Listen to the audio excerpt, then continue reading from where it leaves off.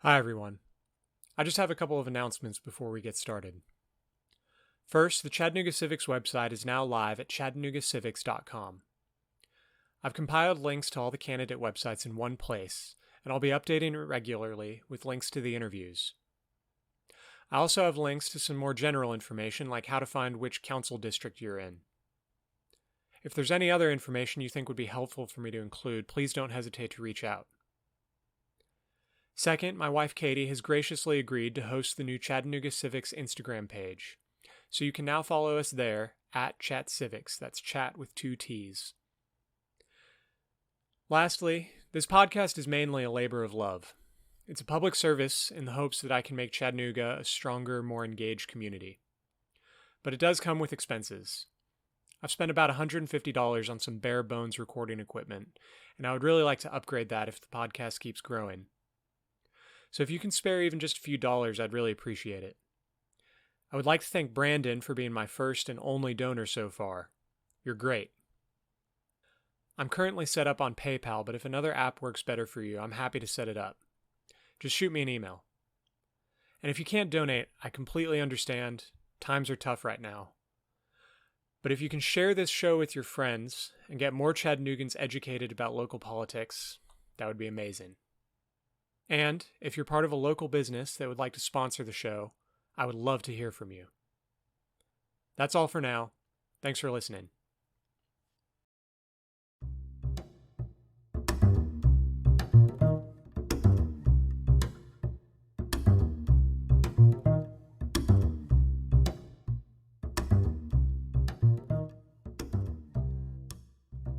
This is Chattanooga Civics. I'm Nathan Bird. On March 2nd, the City of Chattanooga will hold elections for City Council and Mayor. I recently sat down with Leanne Jones to discuss her campaign for City Council District 5.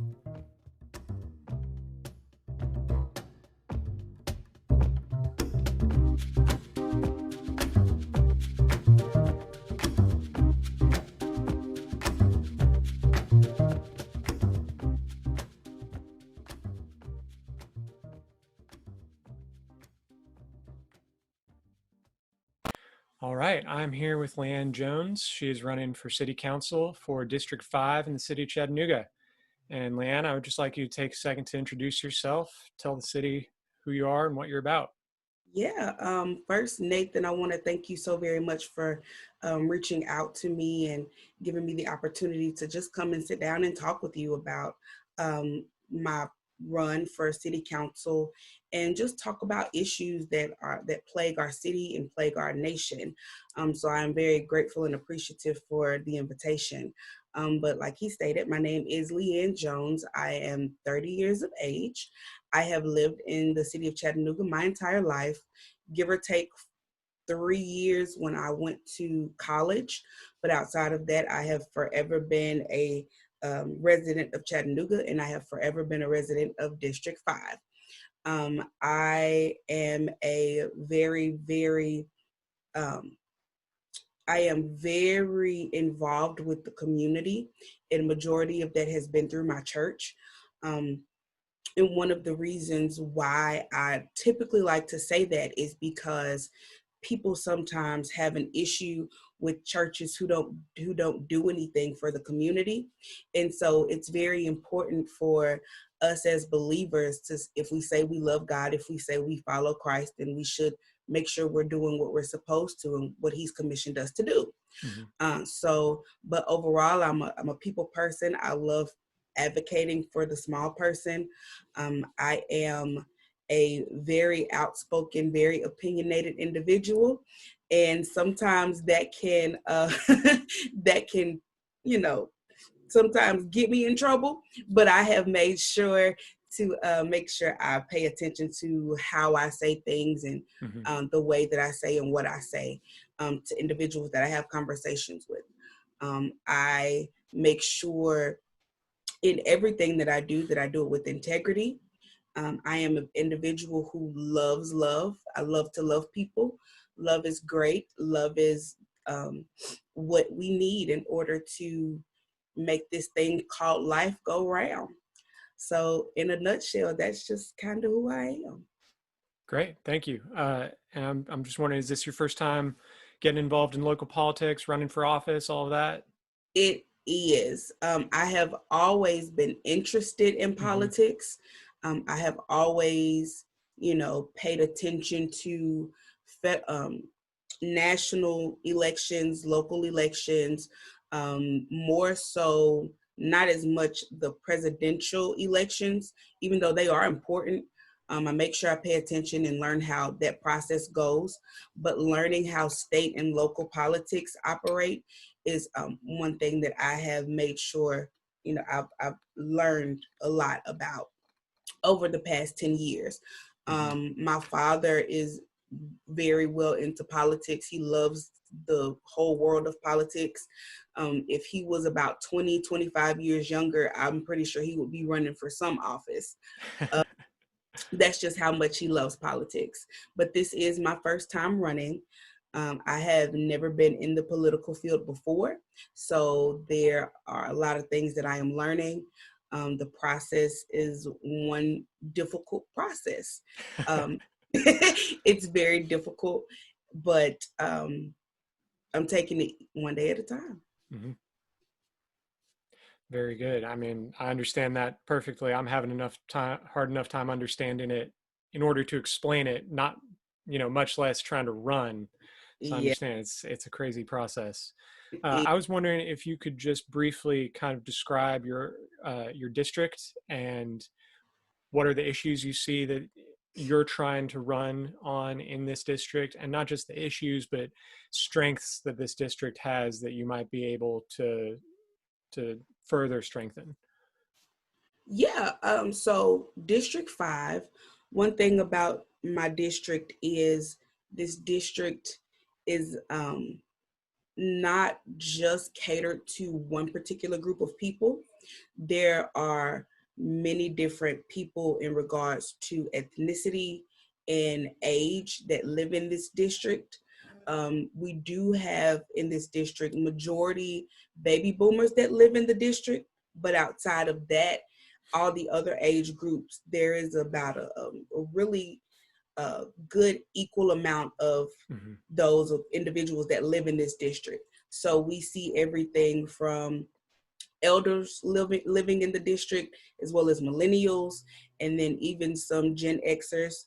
And so learning how to work on the behalf of all of these age groups and all of these different people from different backgrounds is one thing that I have made sure I pay attention to, because I Right. don't want anyone to feel as though they're being left out. We most certainly don't want to leave out the Gen Xers, because some of them may not be old enough to vote, but they are still a part of this process. Um, some of the things in our district in regards to strengths is we have very, very strong neighborhood associations. Hmm. And that is something that I absolutely love, because when dealing with our neighborhoods in the small realm, it takes a village. So everybody coming together, working together for one cause is something that is a strength in this district, and I want to build on that the best way possible. Because even though we have our neighborhood associations and everyone is communicating with everyone, there's still a disconnect between the neighborhood associations and actual city government, the city of Chattanooga government. Right. Right.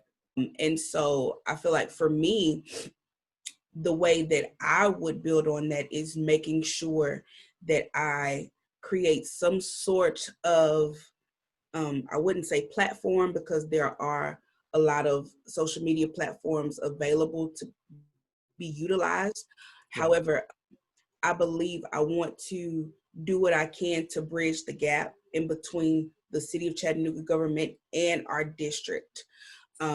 We have people who want to come to city council meetings, but unfortunately, they may not have transportation, Hmm. or they may not be aware of when, city council meetings are held or where they're held. But due to the pandemic, it's been all virtual. Mhm. But even before then, people would still have a problem and say, well, I don't know where to go, or I don't know what to expect. And so for me, it's all about making sure each individual understands what goes on in a city council meeting, Mhm. as well as making sure they understand in layman's terms exactly what the city council is responsible for. Right. Yep. So, that is one of the things that I want to make sure that I work on, is building that bridge and closing that gap in between the city of Chattanooga government and our district. Right. And so, but the platforms that I'm actually running on are making sure that I protect the safety of all of my residents here in District 5, ensuring that their voices are heard. And I know a lot of politicians say that, but seeing as how I'm not your typical politician, I understand what it's like to be a constituent and not feel as though I'm not being heard by Mhm. my representative. And so because I understand that, I want to make sure I do my best to work hard, so that way each and every resident can sincerely feel as though they have been heard. And then the other part of my platform is protecting the holistic well-being of my constituents. And that means making sure all of the residents have access to things that can help them grow physically, emotionally, financially, mentally, and spiritually. We want to make sure we cater to the whole individual and not just one particular aspect of an individual, Mhm. because every person has something different. Everybody is different. And so we want to do our best to make sure we're helping the residents and constituents here in District 5 and in Chattanooga altogether, making sure that they are living the best life that they can. And mentioning Chattanooga altogether, if you could kind of do a quick breakdown of kind of the same back and forth of what do you see as the main strengths and weaknesses of the city as a whole, and how can we capitalize on those strengths, and how can we shore up those weaknesses? Because as a city councilwoman, as we were talking about before we started recording, you know, the city council doesn't just speak for each individual district. You're going to be making laws for the whole city. So what do you see as the strengths and weaknesses of the city as a whole? Well, for the city, one of these strengths that the city has is the over the past 10 years, the way that this city has become a small business city. Mhm. Um, I think the nickname that people give this city is Gig City. And so I believe that's a strength in part. And I say that because even though there are opportunities for small businesses here in the city, each and every each and every individual does not have that same opportunity to even start a small business. Right. Even though that I feel like that is a strength here in the city, it's also at the same time can be a weakness, because every person that's in the city of Chattanooga does not have the same opportunity to start the small business here in the city. So a way we can capitalize on that is, for one, equipping our students at an early age Mhm. and teaching them the importance of making sure they're educated, not just with what they're teaching us in the school system, but educating them on financial literacy, educating them on business and all that good stuff. Even if they don't want to be an entrepreneur, well, let's educate them on a trade. Let's teach them how to find a trade that, can make them money, because now we see trades are coming back, and they're coming back quick. Right. People have I know years ago, there were a couple of high schools here in the city that actually had classes in the high school that would teach high school students a trade, whether it be cosmetology or mechanics or cooking. Mhm. Um, and, and then they just took it out of the school system. And so now we see there's like a disconnect. If a child graduates high school, they don't want to go to college, what do they end up doing? They end up working a minimum wage job, and they get into this funnel, and then they're stuck. And so as a city, I believe we have a responsibility in making sure that we give these or present these opportunities to everyone in the city. Great. And what kind of mechanism do you see to kind of link people up with these opportunities? Just the main reason I'm asking is that in terms of the school system, that's Hamilton County that controls that. So are you thinking after school activities or summer camps, or what's the mechanism that you're thinking about using to further these opportunities? Yeah. And I wouldn't even say after school activities, even though that's something that we most certainly can Mm-hmm. utilize or look into, but that shouldn't just be the only option. Right. We need to incorporate that into the actual school day. Because sometimes when children get out of school, they may have to go work another job, or they may Mm-hmm. have to go Yeah. home and babysit their siblings because their Mm-hmm. parents are working 2 and 3 jobs because they're not making enough money. So either whether it be during the school day or after school, making sure that these trade that they're teaching trades in school to our children. Mm-hmm. That model could very well look like, if let's just use Brainerd High School, for example. If we bring, um, why can't I think of it? I just had it and it slipped my mind. If we bring wood shop, or if we bring welding to Mm-hmm. Brainerd High School, and they take it up starting in the 10th grade, they should be able, for the 10th and 11th grade, learning how to operate in that particular trade, learning the ins and outs, learning how to build. And come senior year, they then should be able to be a part of an apprenticeship Mm-hmm. at a business that's already in business, and get Right. paid for doing that based upon the 2 years of experience that they've had prior. Because one thing that I've noticed, when you graduate high school or you graduate college and you start applying for jobs and they ask you for experience, well, how can I have experience in a field I just graduated? Right. And Trying to find an entry level position and they want 2 years experience. And you're like, how how does that work? and it's an entry level position. Like, when I'm coming into something, you should just be teaching me, right? Right. Yeah. So that kind of kills two birds with one stone. That prepares that individual how to work and operate in that field of that trade, and then it gives them the necessary experience when it's time for them to either work for someone or possibly start their own business. Mm-hmm. So it's models like that. Details can come later on down the line, because the the um, the way that things work, you want to make sure you don't miss anything.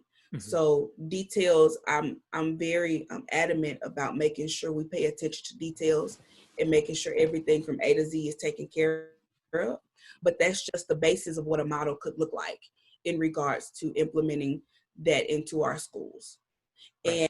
And because our school system is run or is funded by the county, the city has very little to do or very little to have control over in Right. regards to the Right. school system, because it's based out of the county. Now, years ago, the city of Chattanooga did have Mm-hmm. full funding over the school system, but then they switched it to the county. And even for me, I would not even be opposed to switching it back to the city, Right. because when we see how important the city of Chattanooga is, we want to make sure that we are very hands-on in educating our students. And so if we don't have a say in that, then, what can we do about it?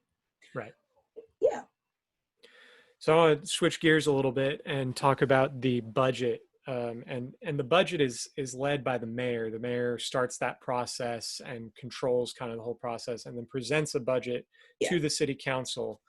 And in its current form, this process takes more than 6 months of preparation. I think they just started in November. They started having public meetings for a budget that's going to be presented to the council in June.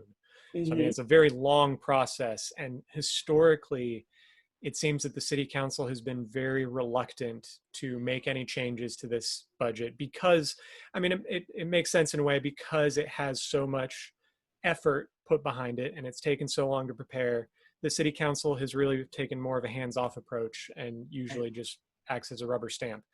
Mhm. Um, and so what I'm wondering is do you think the city council should exercise more authority over the budget or defer to the process in place? And kind of what's your stance on that, and how can, potential voters expect you to vote on budgets?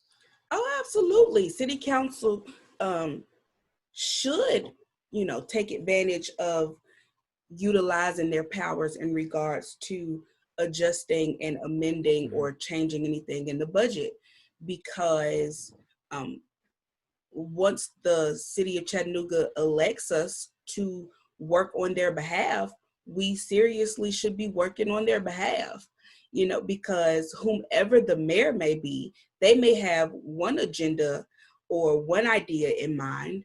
And if we get the budget and we review it and we don't change anything, then what are we showing to our constituents? Right. Maybe something on in the budget is not best for District 5, but it solely benefits District 8, right?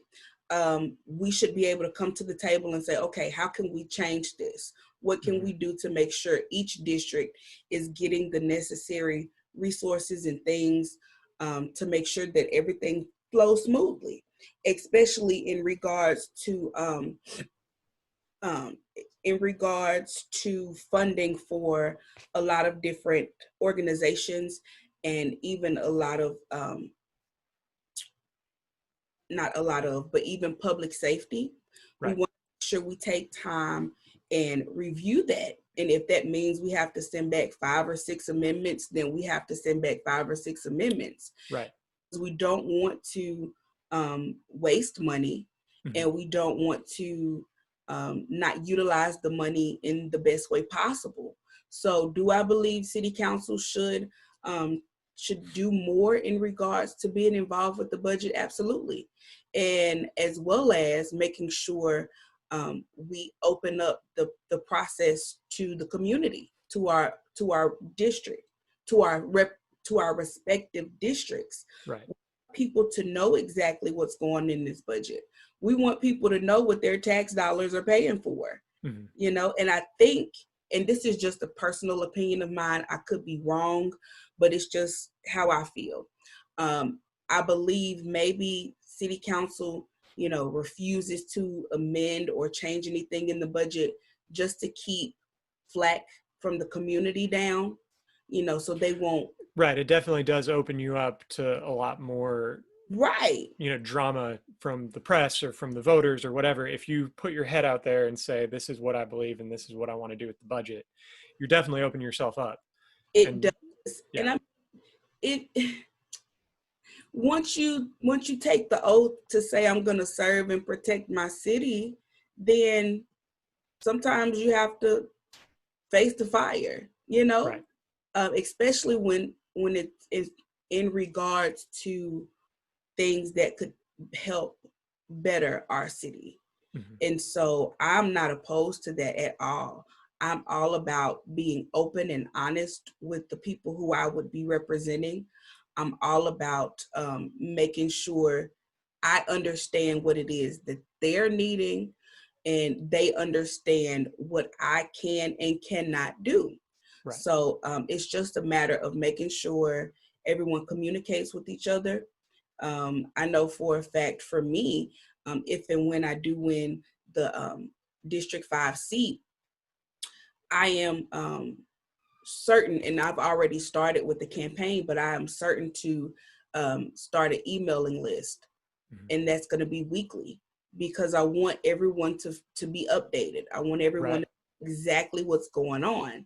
And for so long, we've had council representatives, council persons that just refuse to inform people, and I feel like that's not good Right. because the community needs to know what's going on. So, but yeah, I completely agree with that. making sure council has a say in the budgeting process. And a minute ago, you mentioned just briefly public safety, and I want to use that to kind of transition. Sure. I feel like most people in the past year, at least, most people's exposure to the budget was when we tried to pass this most recent budget. And there's, I believe, $70 million for the police department. Mm-hmm. And there were 200 something people who signed up to speak at the city council meeting. That was really when the budget took the public eye for the first time in a lot of people's minds. And I just want to know, there's so much conversation going on about policing, and whether or not the police in their current form are really serving the public. And there's so many different suggestions about what to do, from defunding to divestment and reinvestment, new training, new accountability. There's this whole gamut of different options, and I Mm-hmm. don't think you can make everybody happy. So I'm just wondering, what are your ideas? What plans do you have to address how the police force can make the whole community feel safe and truly serve and protect? What are your plans for that? Well, like you just stated, there is no way possible to make each and every individual happy or to give every single person exactly what they want. It's not possible. Even working a job or, going to school, there is no way that you can make every single person, every single individual happy and give them everything that they want. Mm-hmm. However, I do believe that we have a responsibility to making sure we listen to what each individual wants or what they need, and we do our best to make those decisions that would best benefit them. Mm-hmm. Now, in regards to policing and public safety here in the city, there are a lot of things that need to be changed. One of those things was actually on the ballot in November, was Mm-hmm. the Police Advisory and Review Committee. I believe it's a wonderful idea, but it needs to be reformed already. And the amendment was just passed, a Mm-hmm. month, 2 months ago, to be exact. Because that doesn't give that committee the necessary tools they need to hold the police department accountable. Right. All It's purely an advisory committee. It doesn't really have any teeth to it. That's it. It's all bark and no bite, um, and I feel like, in my opinion, it's honestly a waste of time. Looking at what it is now, I feel like they could have kept it. Instead Mm-hmm. of giving it to us, they could have just kept that. But I appreciate the effort in doing something Right. right. But that the police advisory and review committee, go back and look at it. We should be able to give this committee a little bit more power in regards to holding the police department accountable, Right. Okay. because we can't necessarily always trust the internal affairs with the police department, because we understand that police officers are out to protect each other. Get it? Maybe not all police officers think that way, or maybe not all police officers feel that way, and that's fine. But we've seen more times than not to where internal affairs, they don't handle things correctly. And so we should have a backup plan and say, hey, we need to do something about this. Let's go back and look at it, and let's see what we can do to make this right. Also, in that regard, sitting down in regards to the budget in this portion, I feel like there are ways we can go back and look at the funds that are being funneled to the police department and see how we can rebudget that. Not to necessarily defund the police, because who would I call if I have a car wreck? Or who would I call if somebody broke into my house? Right? We need our police officers. Mm-hmm. We don't need the racist police officers or the bigots police officers, because there are some.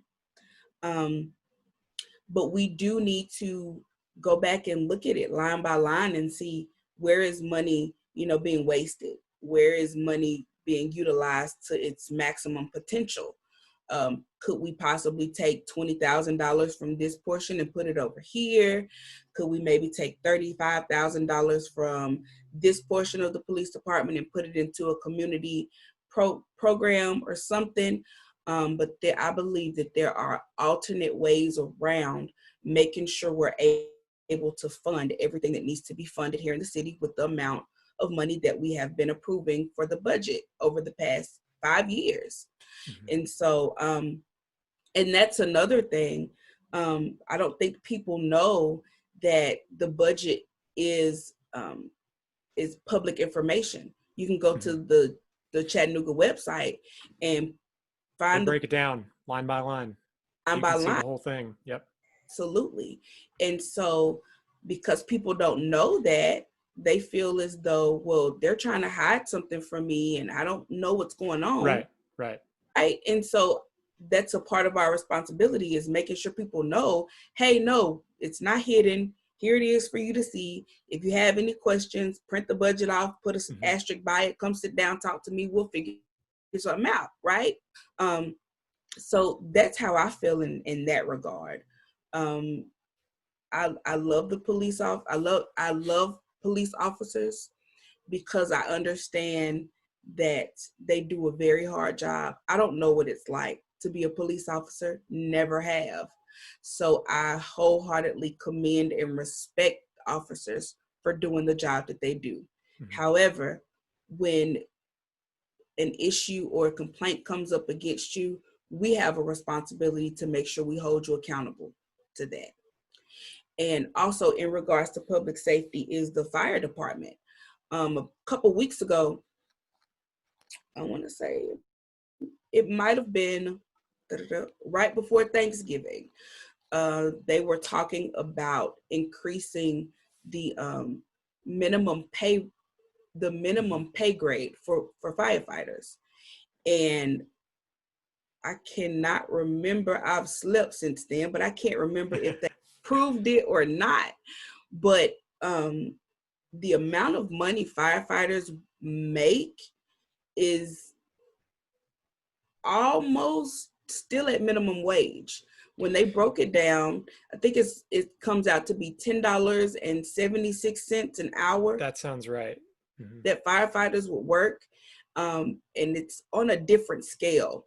It's not the same 40 hours a week that someone would work in an office. Right. They're all on salary. And so when then you divide it by the actual number of hours they work, which is usually like 60 hours a week if you're a firefighter, then it comes out to like 1060 something an hour. Right.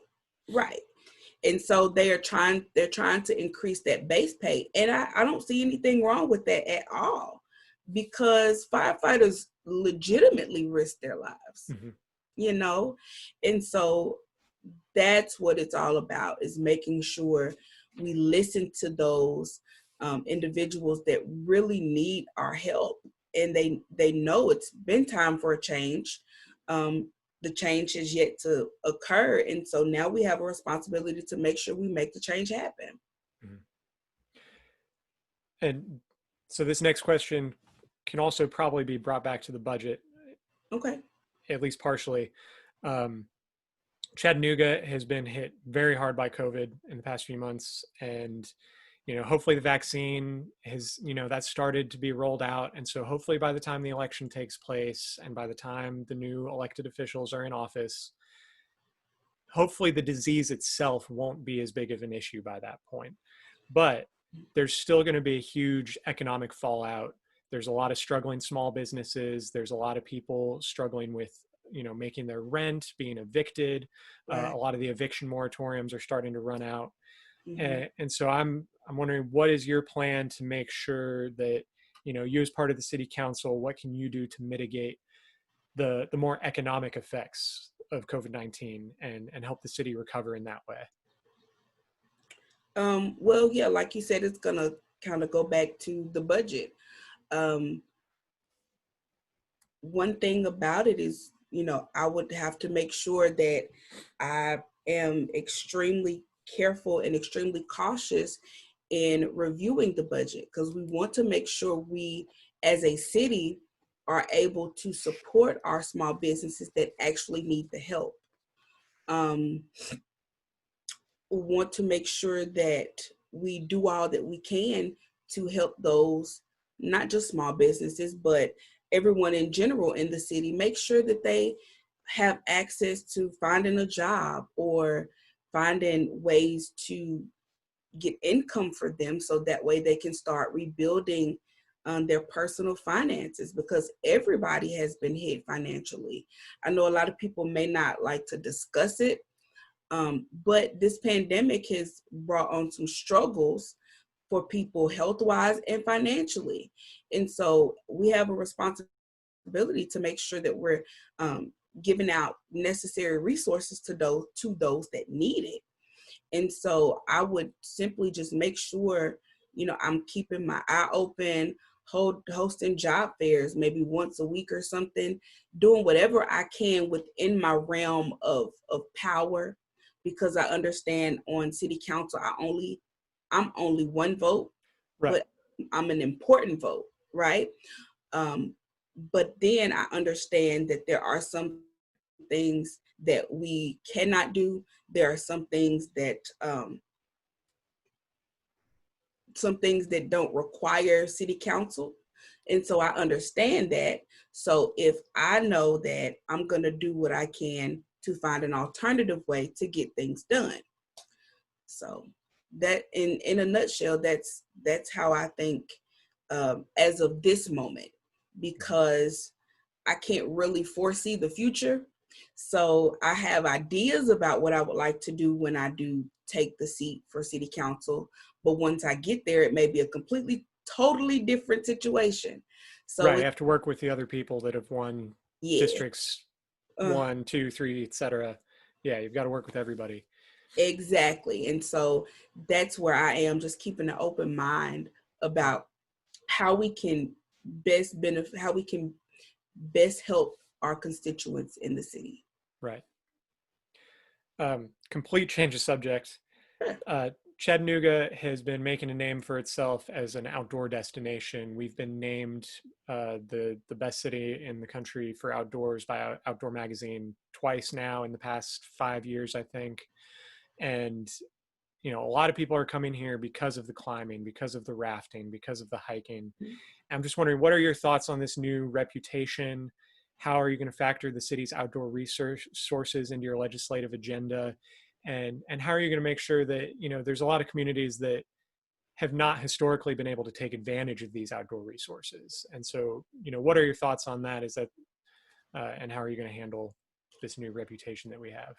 Well, sometimes it's really not a good thing when your reputation precedes you, because even though Chattanooga has been named the outdoor city and has received this um, reputation about it being such a great outdoor city, a great place to retire, and all of this, but in the very same breath, for year 2018 and 2000 for year 2018, Chattanooga was um, in the top 5 of the worst run cities in the United States. 2019, it moved to number 4.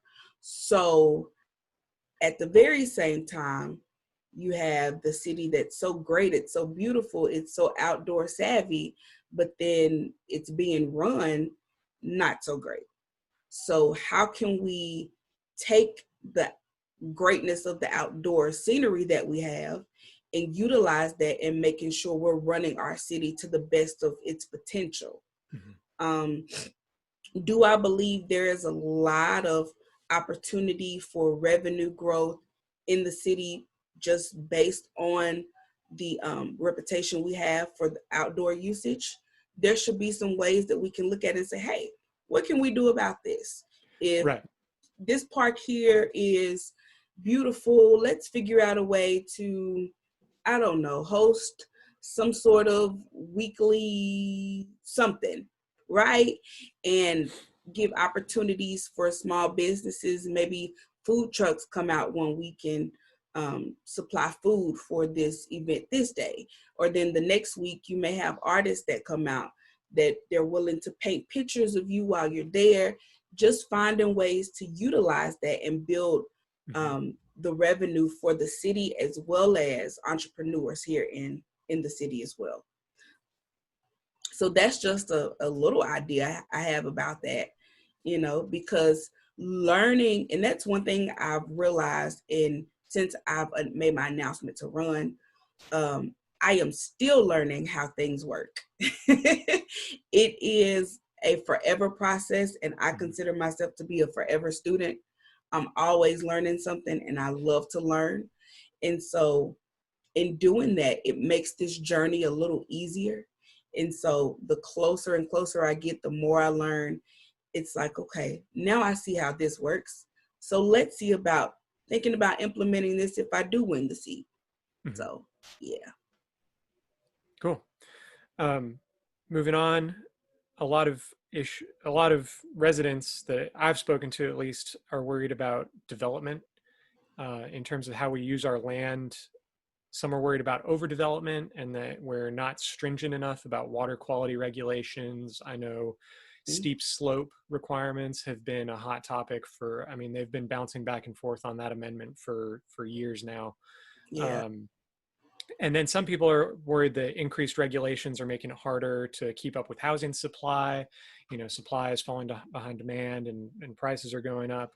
And the city council is particularly influential in this respect because, the city council controls zoning.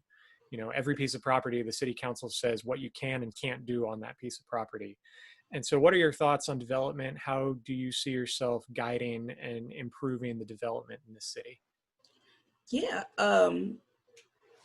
Development has impacted more districts. Let me rephrase that. Development has impacted certain districts and not so much as other districts. They develop things in certain districts to bring more money to that area based upon whatever's being developed. But then we look at other districts, the more urban districts, we don't see any development at all. And I feel as though if we redirected that, then that would start to change how the city is in regards to economic growth, affordable housing, adequate jobs, all of those things. If they just stop focusing on certain areas and focus on the city as a whole, I believe there could be a lot of equity in that.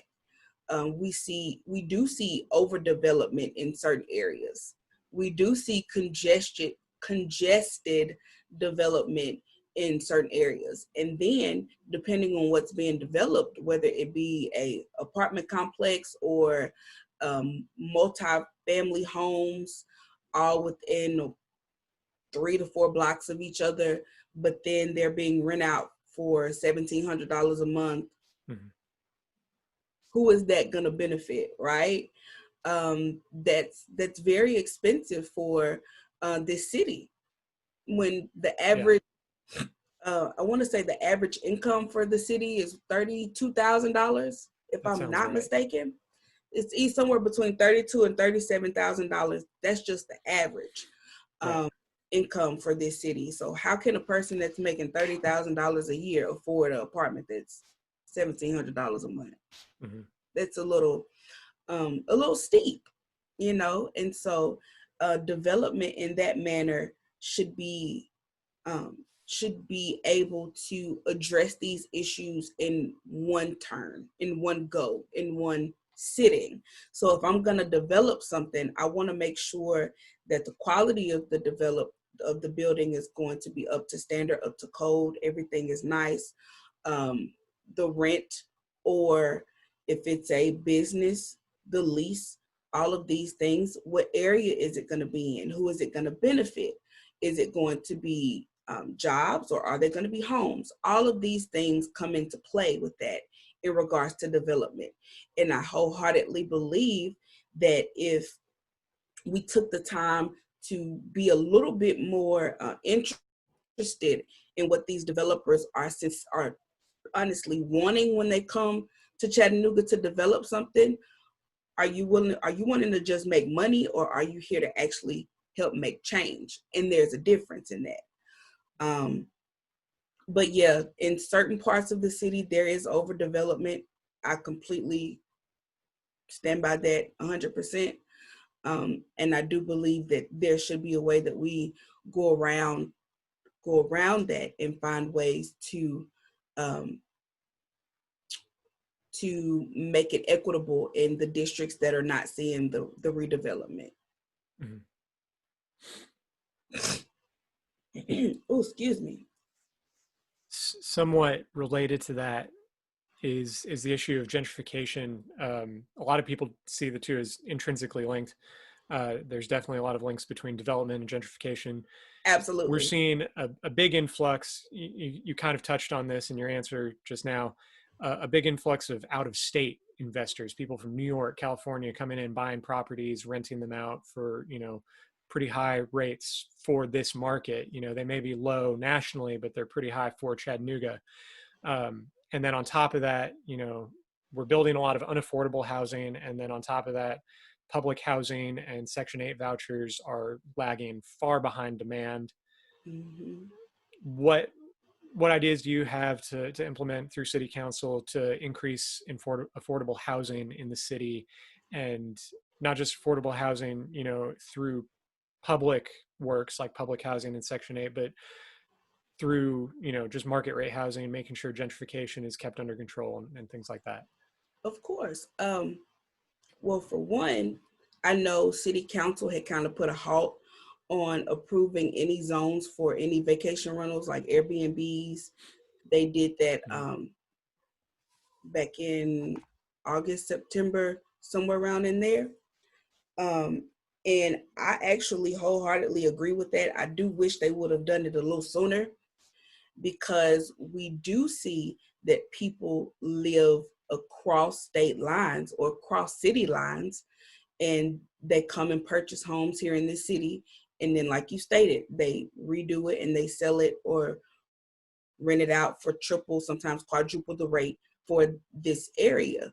Um, for me, if and when I do win the seat of District 5, one thing really important to me is making sure that if an individual comes to council wanting to purchase this and rezone it and make it a vacation rental, well, do you live in the city limits?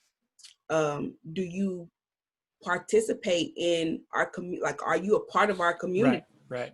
Live here? Do you pay taxes here? If not, then I'm sorry, I'm not gonna be willing to approve this for you, because I don't want people coming into our city, making money off from our city, and then putting that money that they make into another city. Mm-hmm. That's unfair, because it's in our city.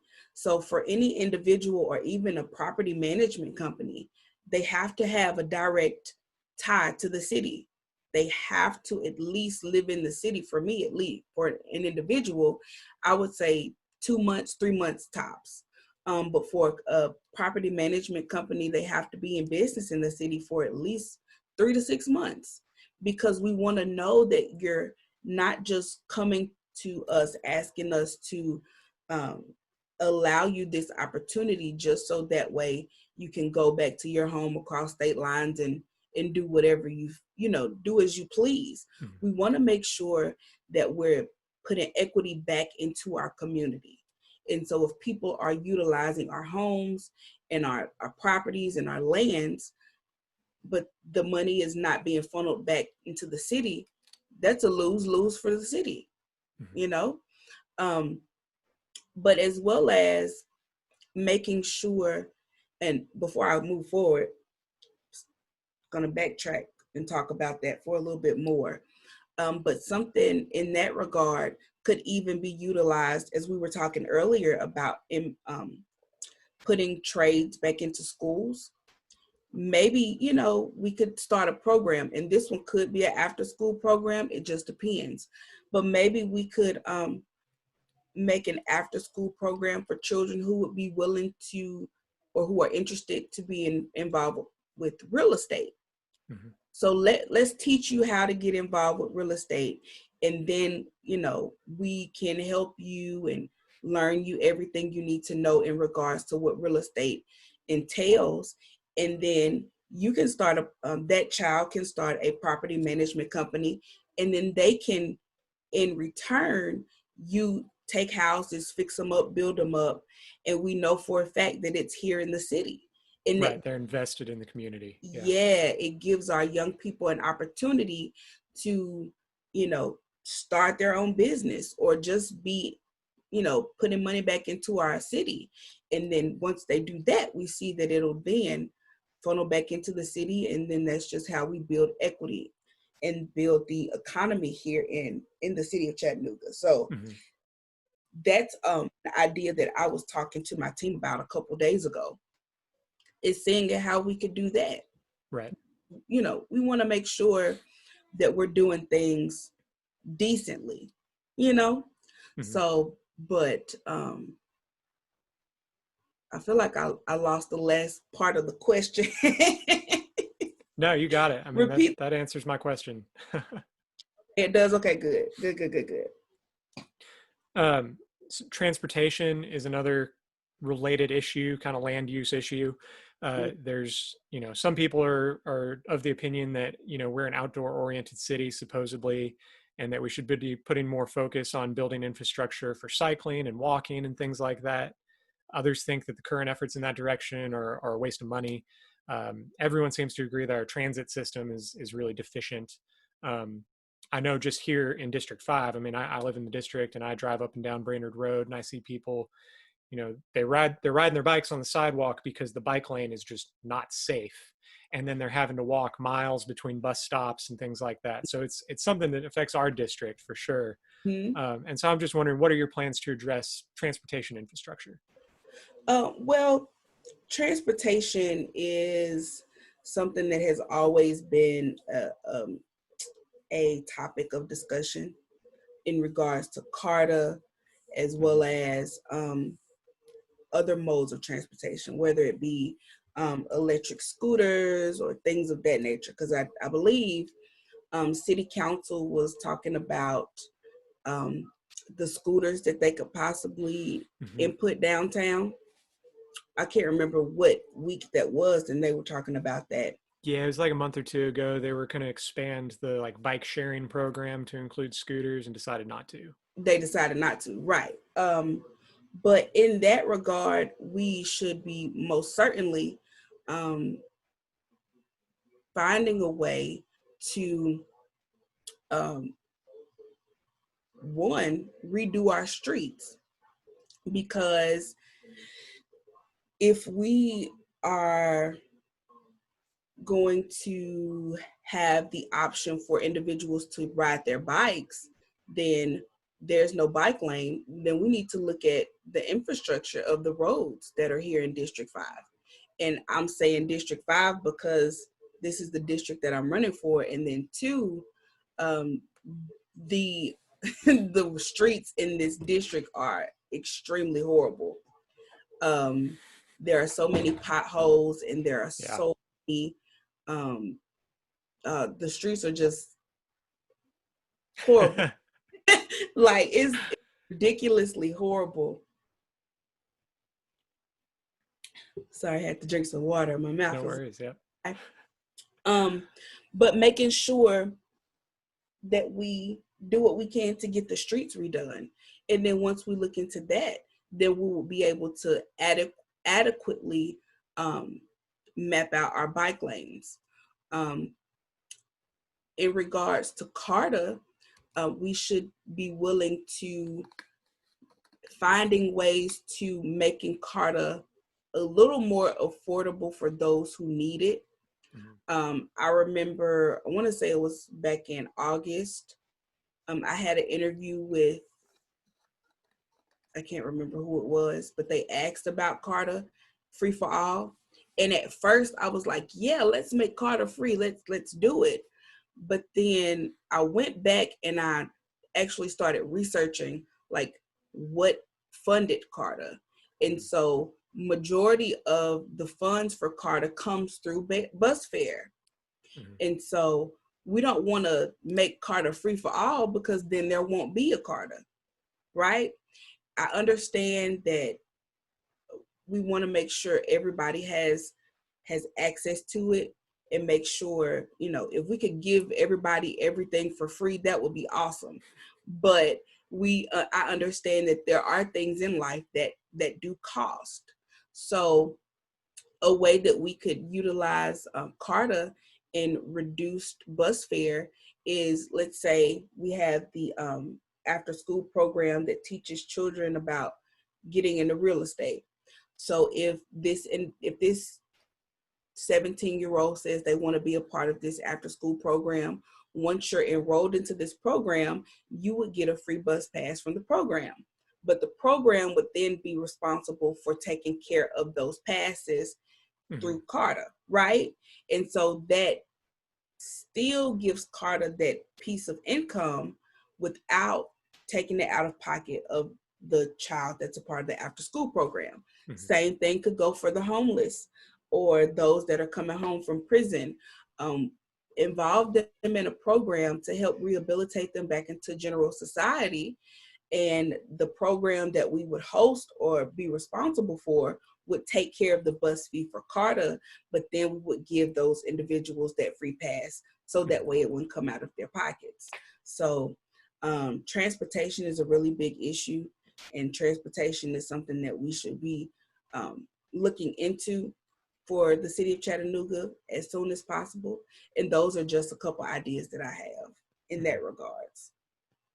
And you mentioned homelessness. That's another big issue, and something Chattanooga has always really struggled with, Mm-hmm. um, in terms of finding the right programs, getting people connected back and stabilized. Do you have any thoughts on that and how you might help that issue? Yeah, absolutely. There will always be homeless people, just like there will always be poor people. Um, so we have to do what we can to help them. And I, for one, am appreciative of the programs that are already implemented that are helping our homeless population here in the city. However, um, I personally don't believe it's enough or it's doing the job. Um, for me, it's like it seems as though they are providing a service for the homeless population, but then once that service is provided, then that's it. They don't go the extra mile with the homeless population. And what I mean by that is, I feel like there are so many empty buildings and so many spaces that are available for the city of Chattanooga to build a transition house for the homeless, Mm-hmm. right? So we should be able to, if I have a homeless person that comes to the office to talk and say, hey, I really need some help. I don't have a job. I need to do something. So this program should be able to find this individual work. And once we find them work, then we will be able to give them that free bus pass that we just talked about, as well as providing them somewhere to stay for 6 months without them having to pay rent. So that way that could help them save money in order to get back on their feet. Mm-hmm. And then we would, put them with maybe a financial coach or something to help them maintain and how to utilize their money. So that way, when their term is up in the transition house, they'll be good to go and they'll be ready to get back into society. And so it would just continue to utilize that same the program, that same program for all of the homeless people that want to be a part of it. And the same goes for inmates that would be coming home from prison or something that just needs Right. rehabilitation back into society. Um, so that's what I mean by I feel like the city only provides a service, and it's only one service. Either you can get some food from here, or you can stay the night here. Um, you might can go this place and get a few clothes, but outside of that, we don't have anything else for you. And I feel like that needs to be changed. I do. I've got just one last question for you. I just want to make sure that we cover everything. Is there anything that we haven't talked about that you're particularly passionate about and really want to address to the voters before we go? I do believe there are two things that I want that are really that I'm really passionate about. One of them is making sure that um, the wage for our city workers are increased. Our city workers need to be making $15 or more an hour. Um, it's all about the fight for 15. I'm all for the fight for 15 because the last time the federal minimum wage was increased was in 2009, and it hasn't been increased since. Mm-hmm. And so had the increases continued to had they continued to be increased year by year at the same rate that they were, we would probably be at like $16.75, something around in there. So it's beyond time for us to make sure that we're paying our city workers an adequate wage. Mm-hmm. Our city workers do a lot. Our city workers work hard, and they should be getting the pay that they deserve. Yeah, that is one thing. And the other thing, well, we talked about that, affordable housing. Mm-hmm. We talked about that. Yeah, if you want to add anything real quick just before we go, or Yeah. if you think you said all you needed to say on that, either way. But one thing about affordable housing is we have to make sure that are we create a model that would best benefit Chattanooga, Mm-hmm. or best benefit District 5. Because for District 5, 7, wait, for District 5, 9, and 8, we have not seen a lot of affordable housing go up Mm-hmm. as of recent, within the past 10 years. And so, especially in District 5, out of all of the districts in the city of Chattanooga, District 5 has not had any affordable housing, um, new developments being built. Right. And so that is something that I am advocating for, and something that I make sure that I work towards if and when I do win the election, because that's something that's needed. You know, you may have some people that don't want to purchase a home at the moment, but there are no other places for them to go. Is the houses that are here in District 5, a lot of these houses were built over 30 and 40 years ago, and Mm-hmm. now a lot of them are run down. Some of them cost entirely too much to bring up to standard, and a lot of people are just selling them. And this is the last thing that I am passionate about, but I do want to talk about it because it ties into it. Um, like I stated earlier, District 5 has about 50, anywhere between 52 and 55% of baby boomers that live in the Mm-hmm. district. So one thing that's really important to me is making sure we find a way to bring an assisted living facility to the district, Mm-hmm. because baby boomers are up in age. And if they have one of the houses that were built 30 and 40 years ago, they probably don't have money to get the house all the way fixed. So Right. what are they going to do? Maybe their children don't live in the city. Where are they going to live? It's the closest assisted living facility that's affordable is about 30 minutes away. Mm-hmm. And so we want to make sure we bring something to this district that will help those that are here. Right. Sure, if you know, Mr. John that lives over on Midland Pike, if he wants to stay in this area, you know, he should have that option without having to live in a house that is bad for his health, you know? And so having an assisted living facility here in District 5 would not only allow those individuals the freedom to be able to do what they want, but it would also bring jobs, and it would be equity in District 5. Mm-hmm. So that's it. Those are some Great things that mean a lot to me, and some things that I'm really looking forward to working towards if and when I do win the selection. Well, it was a pleasure talking to you, and I thank you for your time. Again, for everybody listening, this is Leanne Jones running for City Council District 5, and best of luck to you in March. And again, thank you for your time. It's been a pleasure. So thank you so much, Nathan. And for those of you that are listening, you can visit our website at www.electleannemjones.com. You can visit our Facebook page, Leanne M. Jones for Chattanooga City Council District 5. On Instagram, it's at ljones_4D5. And that's it. That Great. Is it. Again, thank you so much, Nathan. I really sincerely appreciated it, and I enjoyed this conversation. I did as well. You have a good night. You too.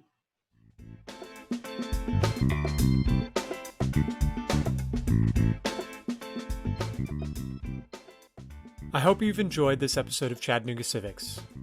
Our music was written and recorded by Kevin MacLeod. If you have any questions or feedback, please send me an email at chattanoogacivics@gmail.com.